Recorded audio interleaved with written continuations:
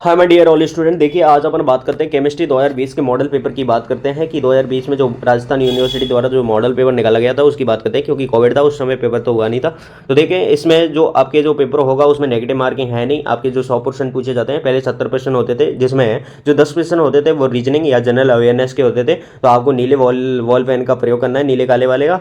और बाकी आपको के क्वेश्चन की शुरुआत करते हैं 11 से करेंगे। इनका तो कोई फंडा नहीं है हमारे पास, क्योंकि ये क्वेश्चन तो आपके हटा दिए गए हैं। आपके 11 नंबर से आपकी सब्जेक्ट के क्वेश्चन स्टार्ट होंगे। तो देखिए पहला क्वेश्चन जो 11 नंबर क्वेश्चन है उसकी बात करते हैं कि एपीसीओ का हॉल 5 तथा सीआरसीओ का हॉल 6 में एपी और सीआर की संकरण अवस्थाएं पूछी हैं। संकरण अवस्थाएं क्रमशः कितनी होगी? एपीसीओ हॉल 5 में जो संकरण अवस्था होगी वो आपकी, देखिए इसमें कोई आंसर नहीं है, ऑल इज ब्लैंक है। आपको अगर आंसर लगता है तो आप बताइए साथियों, इसमें कोई आंसर नहीं होगा।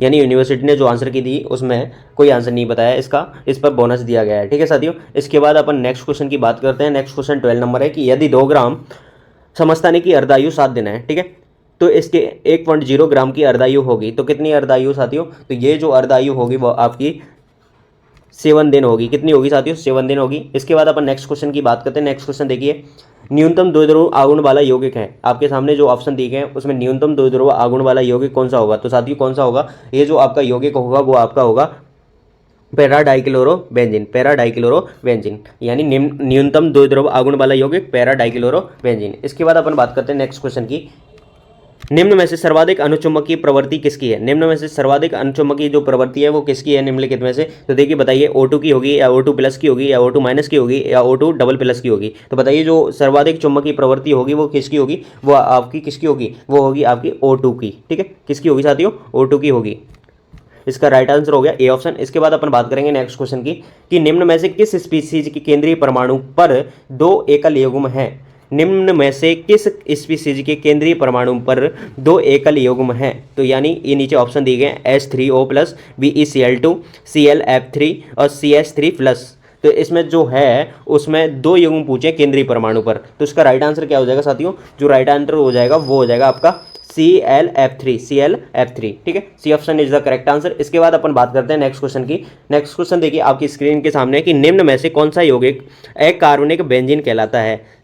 अकार्बनिक बेंजीन निम्न में से कौन सा यौगिक कहलाएगा साथियों? तो ये जो यौगिक है वो आपका कौन सा कहलाएगा? देखिए ऑप्शन में देख लेते हैं, चेक कर लेते हैं। जो आपका यौगिक है वो उसकी बात करेंगे। देखिए Cl, C6, Cl6, B6, H6, V3N3, S6 और C6H6, Cl6। तो इसमें जो क्या पूछा है आपसे कि यौगिक अकार्बनिक बेंजीन कहलाता है, कौन सा यौगिक है? तो वो जो यौगिक है वो है आपका सी ऑप्शन, यानी V3N3 और H3 जो है वो आपका क्या कहलाएगा? अकार्बनिक बेंजीन कहलाएगा साथियों। इसके बाद अपन बात करते हैं कैरो अम्ल का सूत्र। नीचे जो निम्नलिखित सूत्र है उनमें कैरो अम्ल का सूत्र पूछा है। इंपोर्टेंट क्वेश्चन है साथियों, इसको इंपोर्टेंट लगा लीजिए। तो ये जो कैरो अम्ल का सूत्र है वो क्या हो जाएगा? H2S5।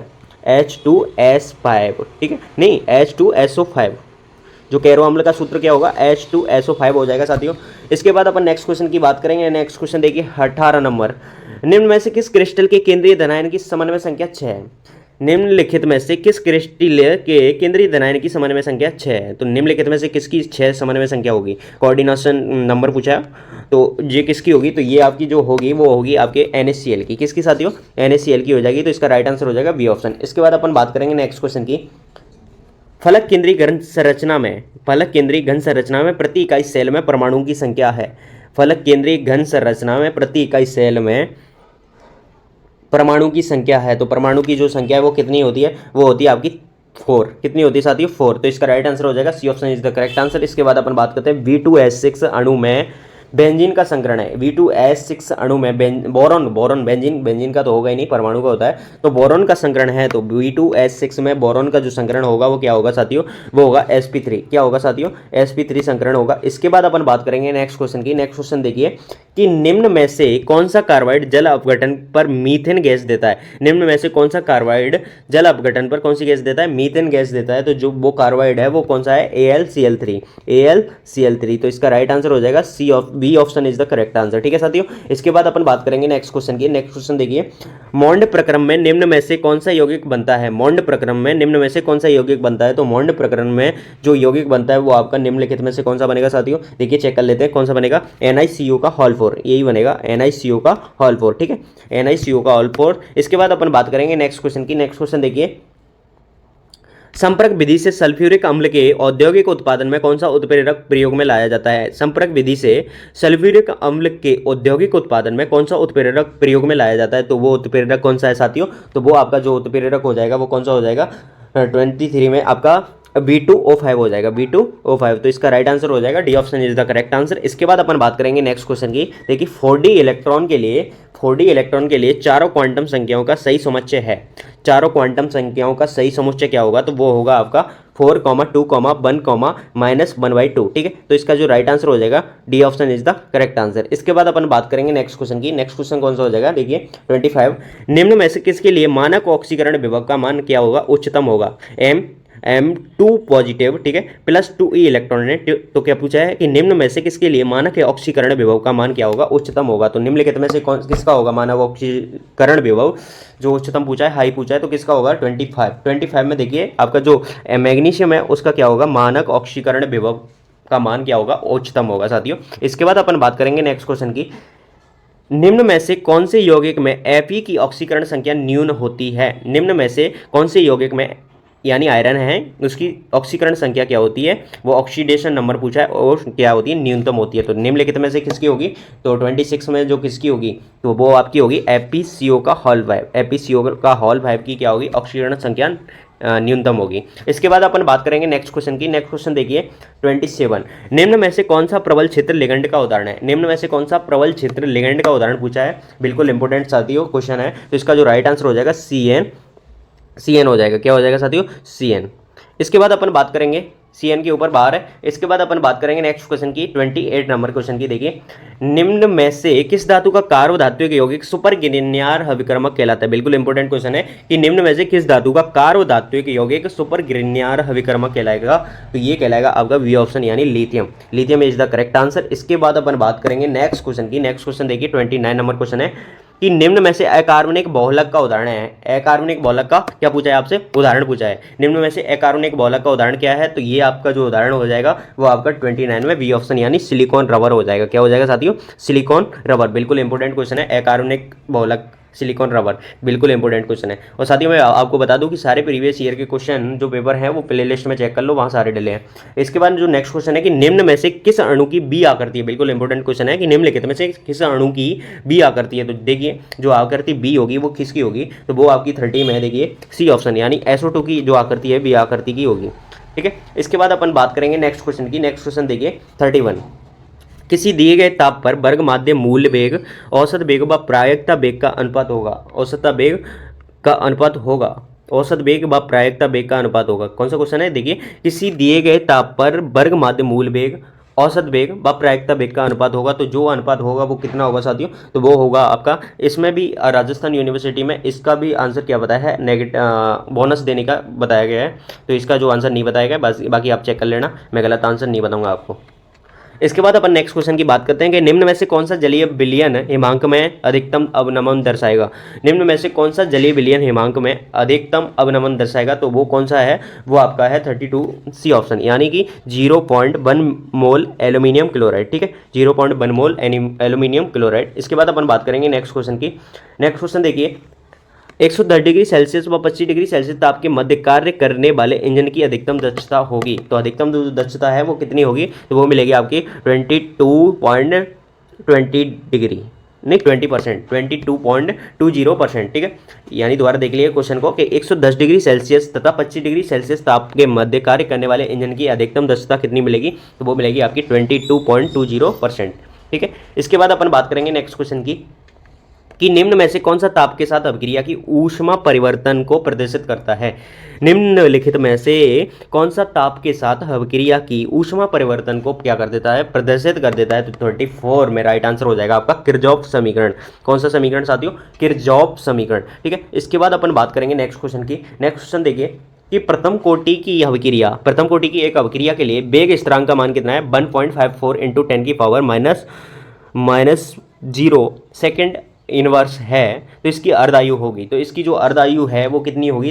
35 की बात करें तो इसमें जो अर्धायु होगी वो 450 सेकंड हो जाएगी। कितनी? 450 सेकंड हो जाएगी। इसके बाद अपन बात करेंगे नेक्स्ट क्वेश्चन की साथियों कि एक घन क्रिस्टल में विभिन्न प्रकार की सममिति अक्षों की कुल संख्या होती है। एक घन क्रिस्टल में विभिन्न प्रकार के सममिति अक्षों की कुल संख्या होती है, तो वो कुल संख्या कितनी होती है, तो वो 36 में देखिए कुल संख्या मिलेगी आपको 13। कितनी मिलेगी, 13। इसके बाद अपन बात करेंगे नेक्स्ट क्वेश्चन की। नेक्स्ट क्वेश्चन कौन सा है कि डीवाई हैकल समीकरण, कौन सी समीकरण, डीवाई हैकल समीकरण लैम्बडा बराबर लैम्बडा इन्फिनिट माइनस ए प्लस बी लैम्बडा कोष्टक और अंडर रूट सी में कौन सा संबंध सही नहीं है। तो सही नहीं जो संबंध पूछा है वो आपका कौन सा हो जाएगा, वो आपका हो जाएगा सी ऑप्शन, यानी कि ए इन्फाइनेट 1/d2/2। ठीक।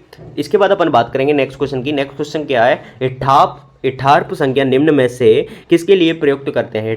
इठार्फ संख्या निम्न में से किसके लिए प्रयुक्त करते हैं, तो ये जो करते हैं वो किसके लिए प्रयुक्त करते हैं, ये करते हैं आपके हविक गमनांक के लिए। किसके लिए साथियों, हविक गमनांक के लिए। इसके बाद अपन बात करते हैं नेक्स्ट क्वेश्चन की कि निम्न में से कौन सा क्रियात्मक समूह वर्णवर्धक की भांति कार्य करता है। निम्न में से कौन सा क्रियात्मक समूह जो है वो वर्णवर्धक की भांति कार्य करता है, तो वो क्रियात्मक का समूह की बात करेंगे तो वो आपका हो जाएगा बॉन्ड OR। ठीक है, वो किसकी तरह भांति बात करेगा, वर्णवर्धक की भांति। ठीक है, यानी कि उसकी जो कलरफुल है उसको बढ़ाएगा। ठीक है, वो बॉन्ड OR।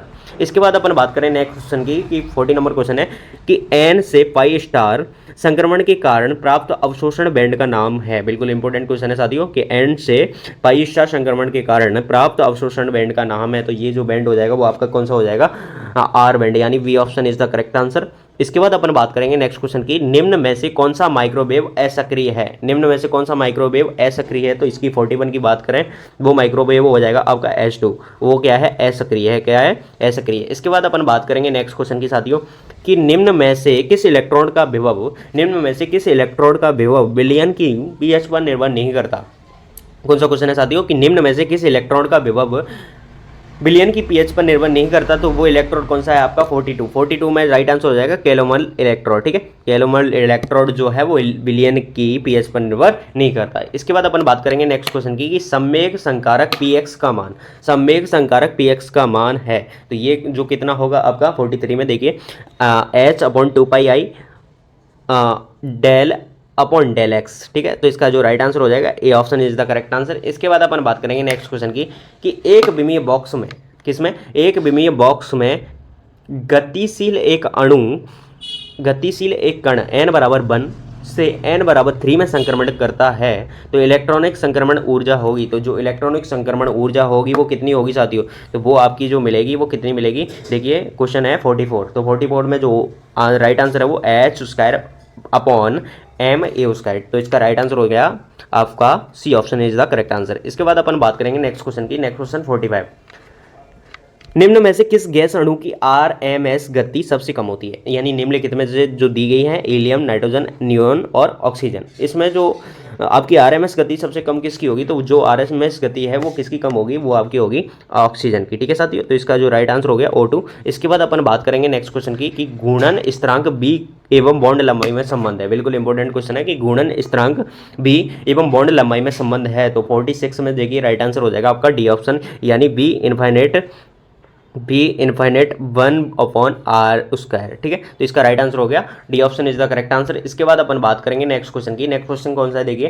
कि 5 × 10⁻³ मोल KCl के जलीय विलयन की बांड-ठाव गुणांक 1.96 है, इसके वियोजन की मात्रा होगी, तो इसके वियोजन की मात्रा 47 में क्या होगी, तो ये होगी 96.0%। कितनी होगी साथियों, 96.0% हो जाएगी। इसके बाद अपन बात करेंगे नेक्स्ट क्वेश्चन की कि निम्न में से किस प्रकाश रासायनिक अभिक्रिया की क्वांटम लब्धि अधिकतम है। निम्न में से किस रासायनिक अभिक्रिया की, प्रकाश रासायनिक अभिक्रिया की क्वांटम लब्धि कैसी है, अधिकतम है, तो वो कौन सी है प्रकाश रासायनिक अभिक्रिया जिसकी क्वांटम लब्धि अधिकतम है, तो 48 में देखिए बी ऑप्शन, यानी H2 + Cl2 क्या बनेगा 2HCl, जो ये जो प्रकाश रासायनिक अभिक्रिया है उसकी क्वांटम लब्धि क्या है, अधिकतम है साथियों।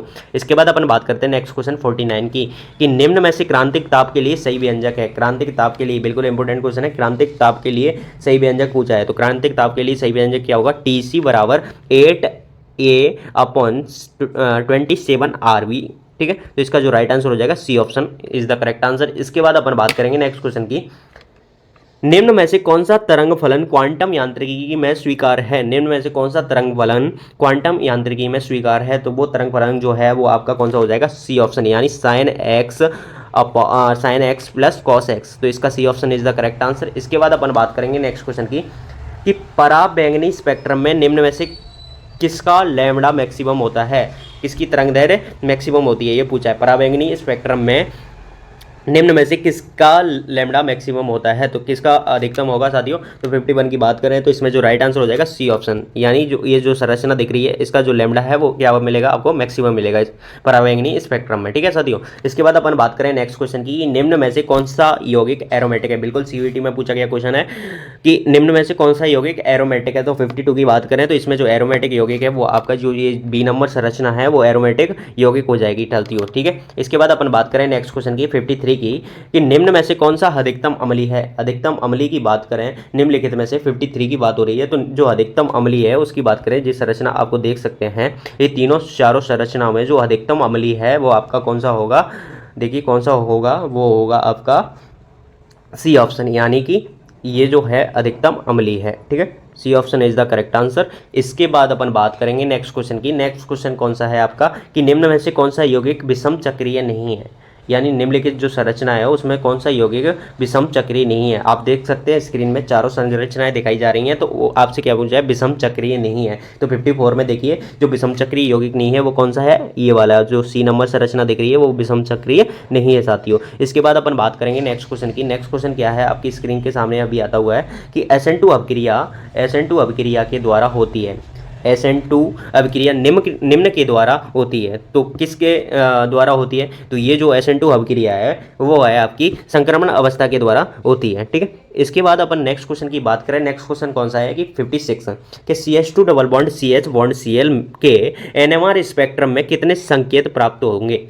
CH2 double bond CH bond Cl के NMR स्पेक्ट्रम में कितने संकेत प्राप्त होंगे, तो जो संकेत हैं वो कितने प्राप्त होंगे साथियों, वो आपके जो 56 में देखिए बी ऑप्शन, यानी जो संकेत हैं वो आपके 3 प्राप्त होंगे। कितने साथियों, 3 प्राप्त होंगे। इसके बाद अपन बात करें नेक्स्ट क्वेश्चन की कि निम्न में से किसका नाइट्रीकरण तेजी से होगा। निम्न में से किसका नाइट्रीकरण तेजी से होगा। आपको तीनों चारों संरचनाएं दिखा दी गई हैं, तो आप बताइए कि इसमें से किसका नाइट्रीकरण तेजी से होगा। तो जो नाइट्रीकरण तेजी से होगा वो कौन सी संरचना है आपकी, 57 की बात करें तो वो आपकी हो जाएगी ए ऑप्शन, यानी कि जो पहली संरचना है वो क्या है कि जिसका नाइट्रीकरण कैसे होगा, तेजी से होगा साथियों।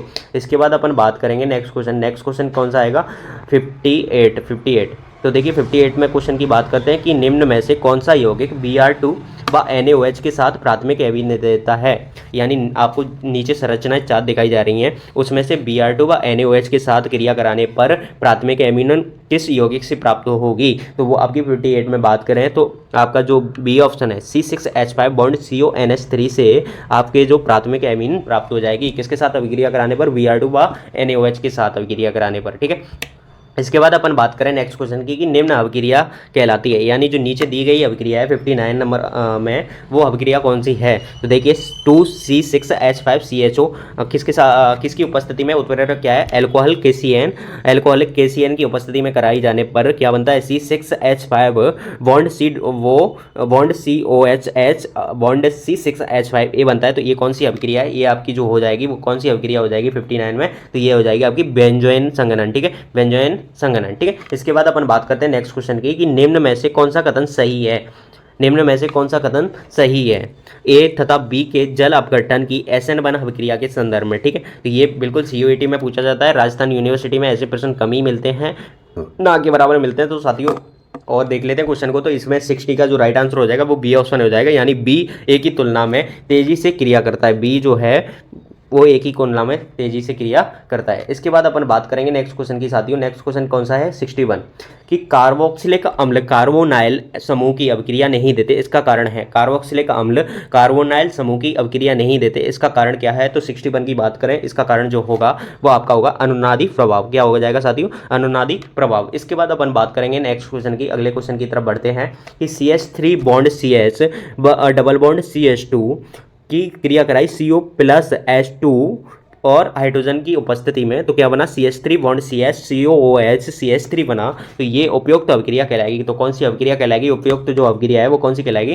तो वो कहलाएगी आपकी कोच अभिक्रिया। कौन सी अभिक्रिया कहलाएगी साथियों, कोच अभिक्रिया कहलाएगी। इसके बाद अपन बात करें नेक्स्ट क्वेश्चन की कि निम्न अभिक्रिया में उत्पाद सी होगा, यानी निम्नलिखित जो अभिक्रिया है उसमें उत्पाद सी पूछा है आपसे, ए बी और सी पूछा है आपसे। तो देखिए जो अभिक्रिया है उसको देख लेते हैं कि CH3CN की क्रिया कराई किसकी उपस्थिति में, Na या फिर C2H5OH यानी एल्कोहल यानी एथेनॉल की उपस्थिति में करवाई तो ए प्राप्त हुआ। फिर ए की अभिक्रिया HNO2 के साथ करवाई तो बी प्राप्त हुआ, और बी की अभिक्रिया सी यू की उपस्थिति में 573 केल्विन ताप पर करवाई तो सी प्राप्त हुआ। तो आपसे सी ऑप्शन पर सी पूछा है कि सी में क्या बनेगा, तो जो सी में बनेगा जो बनेगा वो बनेगा आपका CH3CHO। क्या बनेगा, CH3CHO। साथियों मैं हल तो करवा देता लेकिन इतना टाइम नहीं है, आपके नज़दीक परीक्षा है, 15 दिन बचे हैं और भी पेपर करवाने हैं आपके, तो इसलिए मैं ऑप्शन बता रहा हूँ डायरेक्ट। ठीक है, आप खुद स्वयं कर लेना, बाकी मैं आंसर की तो बता ही रहा हूँ, आपको कोई डाउट ही नहीं होगा। निम्न में से कौन सा प्रबल क्षार है, यानी नीचे जो ऑप्शन आकृतियां दी गई हैं उसमें आपको प्रबल क्षार पूछा है तो किसका होगा, जो प्रबल क्षार होगा वो किसका होगा, वो होगा आपका सी ऑप्शन, यानी इस वाली संरचना का क्या होगा, जो इस वाली संरचना जो है उसका जो क्षार होगा वो कैसा होगा, प्रबल होगा। ठीक है, ना कि दुर्बल होगा। ठीक है, इसके बाद अपन बात करेंगे नेक्स्ट क्वेश्चन की। नेक्स्ट क्वेश्चन देखिए, CH3NH2 + CH Cl + KOH की से क्या बनता है, Z + KCl + H2, यानी Z के स्थान पे पूछा है कि Z के स्थान पे क्या आएगा, तो जो 65 में जो राइट आंसर हो जाएगा वो डी ऑप्शन हो जाएगा, यानी Z के स्थान पर आएगा CH3 बॉन्ड N पॉजिटिव, टेरपॉल बॉन्ड C नेगेटिव। ठीक है, इसके बाद अपन बात करते हैं नेक्स्ट क्वेश्चन की। नेक्स्ट क्वेश्चन क्या है, 66 है। तो सेलुलोज के पूर्ण जल अपघटन पर प्राप्त होता है, जो सेलुलोज का अगर अपन पूर्ण क्या कराएंगे, जल अपघटन कराएंगे तो अपने को क्या प्राप्त होगा साथियों, तो जो प्राप्त होगा वो क्या प्राप्त होगा, आपका डी ग्लूकोज प्राप्त होगा। क्या प्राप्त होगा साथियों, डी ग्लूकोज। ठीक है, इसके बाद अपन बात करेंगे नेक्स्ट क्वेश्चन की कि निम्न में से कौन सा बेस आरएनए में पाया जाता है, यानी ऐसा कौन सा क्षार है वो आरएनए में पाया जाता है, डीएनए में नहीं मिलेगा। तो बिल्कुल बायोलॉजी का क्वेश्चन है, सिंपल सा क्वेश्चन है। 67 की बात करेंगे तो 67 में जो राइट आंसर हो जाएगा यूरेसिल हो जाएगा। ठीक है, यूरेसिल की बात आ गई। इसके बाद अपन बात करते हैं नेक्स्ट क्वेश्चन की कि निम्न में से कौन सा जिगलर नाटा उत्प्रेरक, बिल्कुल इंपॉर्टेंट क्वेश्चन है कि जिगलर नाटा उत्प्रेरक कौन सा है, बिल्कुल इंपॉर्टेंट और सिंपल क्वेश्चन है। 68 की बात करें तो इसमें जिगलर नाटा उत्प्रेरक जो हो जाएगा आपका C option is the correct answer, यानी CH3CH2 का whole thrice aluminium Al + TiCl4। ठीक है, ये जो है जिगलर नाटा उत्प्रेरक कहलाएगा। उसके बाद अपन बात करें नेक्स्ट क्वेश्चन की। नेक्स्ट क्वेश्चन क्या है, 69, सेकंड लास्ट क्वेश्चन है। निम्न में से कौन सा कृत्रिम अपमार्जक है, निम्न में से कौन सा कृत्रिम अपमार्जक है, तो कृत्रिम अपमार्जक की बात करें तो ये जो आपका थर्ड ऑप्शन नहीं डी ऑप्शन दिख रहा है वो कैसा है, कृत्रिम अपमार्जक हो जाएगा। तो CH3CH2 का होल 11 और ये जो संरचना हो जाएगी बेंजीन वाली, फिर उससे क्या जोड़ा जाएगा, SO3NO। ठीक है, तो ये जो संरचना है क्या है, प्रबल नहीं कृत्रिम अपमार्जक है। ठीक है साथियों, इसके बाद जो लास्ट एंड फाइनल है उसकी बात कर लेते हैं कि बेकेलाइट बोलक, इंपोर्टेंट क्वेश्चन है, बेकेलाइट बोलक निम्न में से किसके द्वारा बनता है, जो बेकेलाइट बोलक है वो निम्न में से किसके द्वारा बनेगा, तो नीचे आपको ऑप्शन दिए गए हैं, तो इसमें से किसके द्वारा बनेगा, जो फिनॉल फॉर्मेल्डिहाइड है उससे आपका कौन सा बोलक बनेगा, बेकेलाइट बोलक है। ठीक है, आप जानते होंगे बेकेलाइट की संरचना, तो ये जो फिनॉल फॉर्मेल्डिहाइड है इससे जो बोलक बनेगा कौन सा बनेगा, आपका बैकलाइट बोलक बनेगा। ठीक है साथियों, यहाँ आपके जो कंप्लीट क्वेश्चन हो गए हैं, और एक ही रिक्वेस्ट करना चाहूँगा कि प्लीज़ लाइक और शेयर जरूर करें अपने दोस्तों के साथ। Thank you for watching this video, मिलते हैं नेक्स्ट क्लास के अंदर। ठीक है।